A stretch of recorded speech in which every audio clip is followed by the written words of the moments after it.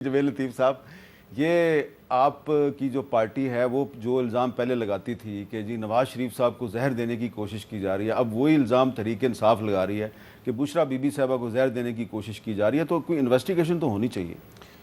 شکریہ حامد میر صاحب. گزارش اتنی ہے کہ جو از خود نوٹس پہ 6 ججز کا خطوط کے بعد وہ نوٹس لیا گیا، انویسٹیگیشن ہوگی، بھلے کمیشن بنا، ختم ہوا، اب از خود نوٹس پہ ہے. میر صاحب کہیں سے تو شروع ہونا چاہیے، یہ سلسلہ کہیں تو ختم ہونا چاہیے. اب اس کا طریقہ کار کیا ہے؟ اب یہ نہیں کہ میں بینیفیشری ہوں تو یہاں سے تو شروع نہ کریں، اب وہاں سے شروع کر لیں. میں بہت پیچھے نہیں جاتا. 2 ادوار، ایک آپ 2013 سے 18 تک کا اور 18 سے 24 تک کا، یہ 2 ادوار آپ گھنگال لیں، آپ کو پتہ چل جائے گا کہ آج خطوط لکھنے والے جو ہیں ان کے کیسز کون سے جاتے تھے. ہونا تو اچھا یہ چاہیے تھا، میرے لیے انتہائی قابل احترام ہے کہ وہ بتاتے کہ کون شخص ان کو دباؤ میں لاتا ہے اور کون سے کیسز کے متعلق لکھا ہوا ہے. ایک سیکنڈ، ان کے خط میں لکھا ہوا ہے. جی میں عرض کرتا ہوں، ان کے خط میں لکھا ہوا ہے. جو میرے تک بات ہے کہ ایجنسیاں جو ہیں وہ مداخلت کرتی ہیں، یہ دباؤ میں لاتی ہیں. ایک ایجنسی کے سیکٹر کمانڈر چلیں ملنا چاہتے ہیں. اب آ جائیں 5 اور ججز بھی تھے جن کے ہم نام لیا کرتے تھے. کیا ان ادوار میں جو وہ فیصلے کرتے آئے، ہم تو چیختے رہے کہ بھائی یہ لوگ جو ہیں ان کو فلاں کہتا ہے اور فلاں کے کہنے پہ یہ فیصلے دیتے ہیں. اور فیصلے جو تھے، اگر تو اس کا نقصان صرف نواز شریف کو ہوتا، اس کا نقصان صرف مسلم لیگ کو ہوتا، حکومت وقت کو ہوتا، شاید برداشت کر لیتے. اس کا نقصان ریاست کو پہنچا ہے، اس کا نقصان معیشت کو پہنچا ہے، اس کا نقصان پاکستان کے اندر جو داخلی، اس کی بھی انویسٹیگیشن کر لیں اور ان کی بھی دونوں کی کر لیں.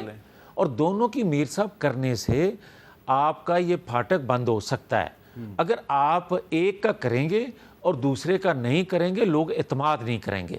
اور اگر آپ نے لوگوں کا یہ بھی زرتاج گل صاحبہ نے بھی یہی بات کی. جی میں بھی یہی کر رہا ہوں. میں کب کہتا ہوں کہ آپ ایک دور سے کرو اور دوسرے کا نہ کرو. آپ اگر آج الزام لگاتے ہو کہ فلاں بینیفیشری ہے لہٰذا زہر فلاں نے دیا ہوگا، اس وقت بھی فلاں بینیفیشری تھا، زہر کا کوشش فلاں نے کی ہوگی. مگر اور بڑا ایک تاریخی موڑ ہے پاکستان کی تاریخ میں، اور قاضی فائز عیسیٰ صاحب جو چیف جسٹس ہیں وقت کے، ان پر بھی یہ گزری ہے، ان پر بھی یہ وقت آیا ہے. یہ قوم پہ احسان کریں اور قوم کے اندر بھی اور تاریخ میں زندہ رہیں گے اگر وہ دونوں ادوار کو گنگھال کے دیکھیں. میرا اچھا تعلق نہیں ہے. وہ جو دور آیا تھا، چلیں ٹھیک ہے، اس وقت پرائم منسٹر تو عمران خان تھے، لیکن جو وزیر قانون تھے جو وزارت سے استعفیٰ دے کے اور قاضی فائز صاحب کے خلاف آرگومنٹس دیتے تھے، وہ تو اب ان کی پارٹی تو آپ کے ساتھ ہے نا، اور وہ بھی آپ کے ساتھ ہے. جی میں یہی عرض کر رہا ہوں، میرے ساتھ کوئی تھا یا میرے مخالف تھا، مگر دونوں ادوار کی انویسٹیگیشن کروائیں گے تو حامد میر صاحب یہ پاکستان چل پڑے گا. آپ یہ دیکھیں کہ کیا میرا تعلق اچھا نہیں ہے خواجہ آصف صاحب سے، مگر ایک سینئر پولیٹیشین ہے. تعلق اچھا نہیں ہے؟ نہیں، میرا ذاتی تعلق نہیں ہے نا، ٹھیک جماعت کے اندر تعلق ہے، مگر یہ دیکھیں کیا بات کی انہوں نے یہ کہا کہ بھائی اگر پچھلے ادوار میں غلط کیے ہوئے فیصلے آج کی رجیم بھگت رہی ہے تو کیوں نہیں انویسٹیگیٹ کرتے بھائی ان فیصلوں کو، ان کے غلط کیے ہوئے فیصلے کون بھگت رہی ہے. تو بھائی انہوں نے تو جنرل فیض یا جنرل باجوہ کا نام لیا ہے، خواجہ آصف نے، وزیر دفاع ہیں آج کے، کوئی عام کوئی بندہ بات تو نہیں کر رہا، تو کیوں نہیں اس کو سنجیدہ لیا جاتا؟ لیا جانا چاہیے. پھر آج بھی یہ بات کرتے ہیں جناب عمران خان صاحب جنرل باجوہ کے متعلق، کاش وہ جنرل فیض کی بھی بات کر لیں.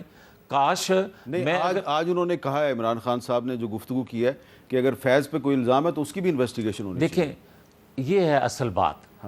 دیکھیں میں اگر قصوروار ہوں تو یہ جو کمیٹی، جو کمیشن، جو از خود نوٹس، جو 7 ججز لیں گے، اگر آپ دونوں ادوار اور ان 2 شخصیات کو شامل کر لیں تو آپ کو کے سامنے کوئی چیز پوشیدہ رہ نہیں جائے گی، اور قوم کو بھی اعتماد آ جائے گا کہ شاید آج کے بعد کام آگے چلے، مگر ہو یہ نہیں رہا. ہو یہ رہا ہے کہ آج بھی سہولت کاری ان کی طرف سے اسی طرح ہے. مجھے یہ بتائیں سہولت کاری کس کی طرف سے؟ میں عرض کرنے لگا ہوں، گڈ ٹو سی یو کس نے کہا تھا اور کس شخص کو کہا تھا؟ 9 مئی والے بندے کو کہا تھا. وہ تو ریٹائرڈ چیف جسٹس نے کہا تھا. بھائی میری بات سنیں نا، زندہ ہے نا، اللہ ان کو سلامت رکھے. بلانا چاہیے نا کہ 9-10 مئی کا جرم تھا یا نہیں تھا، آپ اس کو بلائیں. اور اس کے بعد مجھے یہ بتائیں کہ وہ دونوں جو صاحبان ہیں، خواجہ آصف نے کہا ایک کی طرف سے مجھے دھمکی آئی کہ میں نے یہ بات کی. اور آپ کو یہ پتہ ہے دھمکی کس کے ذریعے آئی؟ یہ مجھے پتہ نہیں کہ کس کے ذریعے آئی. یہ اگر میں آپ کو بتا دوں تو آپ کے 14 طبق روشن ہو جائیں. لیکن میرے 14 طبق تو پہلے ہی روشن ہو گئے ہیں. میں جو بات کرتا ہوں، مجھے میرے 14 طبق روشن اس طرح ہیں کہ میرے وہ بھی کیسز جو جنرل فیض، جنرل باجوہ صاحب نے بنائے تھے. آپ بھی ایک میٹنگ میں موجود تھے، اور جب جنرل باجوہ صاحب میرے متعلق جو الفاظ ادا کر رہے تھے، آپ کے سامنے کر رہے تھے، میں تو سمجھتا ہوں کہ ان کی باقیات آج بھی موجود ہے. اچھا. اور آج بھی جس طرح سہولت کاری دوسرے پارٹ پہ ہو رہی ہے، دیکھا جائے اس کو نظر انداز نہ کیا جائے.